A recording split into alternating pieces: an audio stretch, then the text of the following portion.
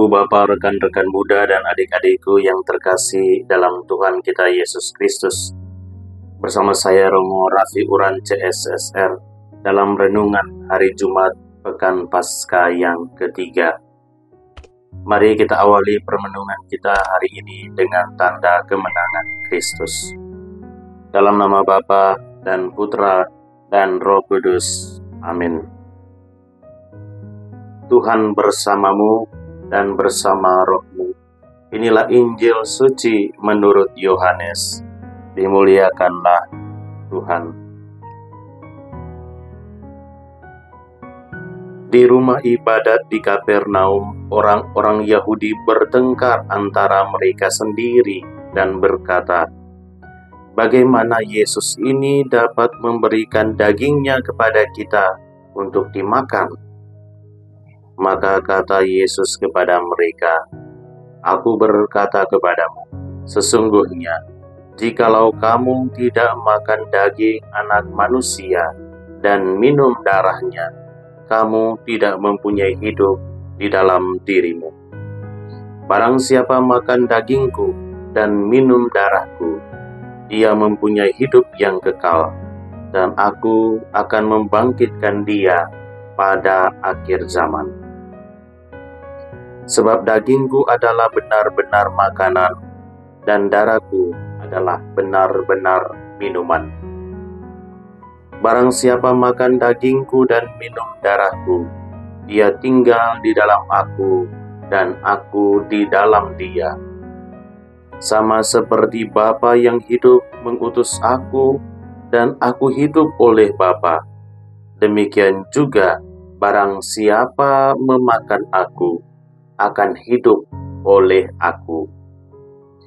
Akulah roti yang telah turun dari surga, bukan roti yang seperti dimakan nenek moyangmu dan mereka telah mati. Barang siapa makan roti ini, ia akan hidup selama-lamanya." Semuanya ini dikatakan Yesus di Kapernaum ketika ia mengajar di rumah ibadat.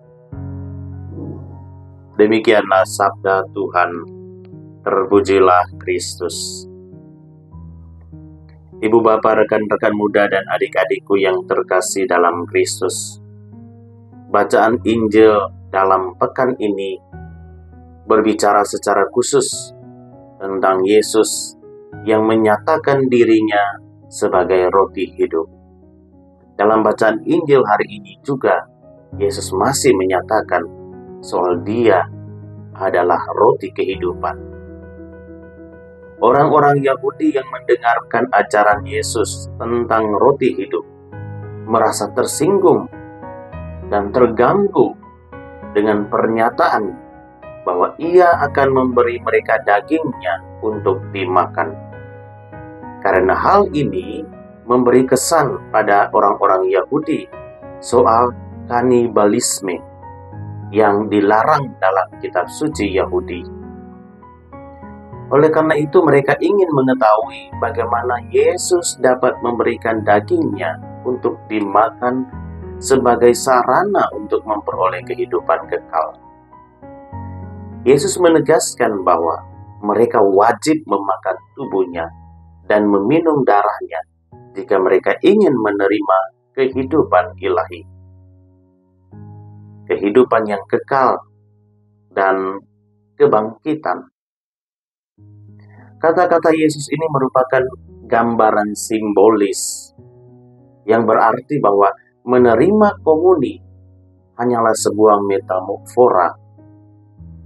Yesus menekankan dengan sangat tegas bahwa kita perlu menerimanya di dalam Ekaristi Maha Kudus agar kita dapat mengambil bagian dalam kehidupan ilahi dan mengembangkan kehidupan rahmat yang telah kita terima melalui sakramen pembaptisan. Kita menerima Yesus Kristus dalam komuni kudus untuk memelihara jiwa kita dan memberi kita peningkatan rahmat dan anugerah kehidupan kekal. Dengan benar-benar ikut serta dalam tubuh Tuhan dalam pemecahan roti dalam Ekaristi, kita dibawa ke dalam persekutuan dengan Dia dan dengan sesama. Dalam dokumen Konsili Vatikan kedua, Lumen Gentium artikel 7, dikatakan bahwa dalam pemecahan roti Ekaristi, kita secara nyata ikut serta dalam tubuh Tuhan. Maka kita diangkat untuk bersatu dengan Dia dan bersatu antara kita. Karena roti adalah satu, maka kita yang banyak ini merupakan satu tubuh. Sebab kita semua mendapat bagian dalam roti yang satu itu. Demikian, kita semua dijadikan anggota tubuh itu, sedangkan masing-masing kita menjadi anggota yang seorang terhadap yang lain.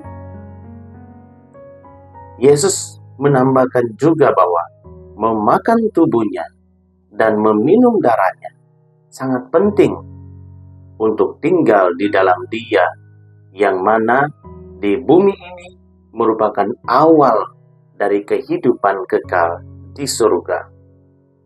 Jadi menerima Yesus dalam rupa tubuh dan darah yang kudus di dunia ini merupakan sebuah gambaran yang mana kelak kita juga akan hidup bersama dengan Dia di dalam kerajaan surga.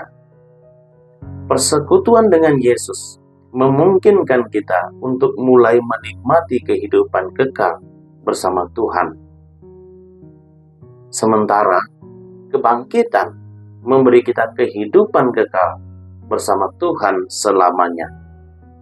Oleh karena itu, ibu bapak, rekan-rekan muda dan adik-adikku yang terkasih, kita semua sebagai orang Katolik diharapkan untuk selalu memberikan perhatian secara khusus kepada perayaan Ekaristi itu. Karena dengan Ekaristi, kita menjadi satu dengan Dia, baik di dunia ini maupun kelak. Bukan hanya sampai di situ, kita juga diharapkan setelah merayakan Ekaristi dan menyambut tubuh dan darah Yesus, hidup kita dapat memancarkan kasih, belas kasihan, pelayanan, dan pengampunan Yesus kepada semua orang yang ada di sekitar kita. Mari kita rayakan Ekaristi bersama.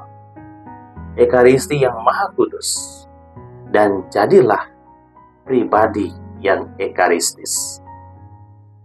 Tuhan memberkati kita semua. Amin.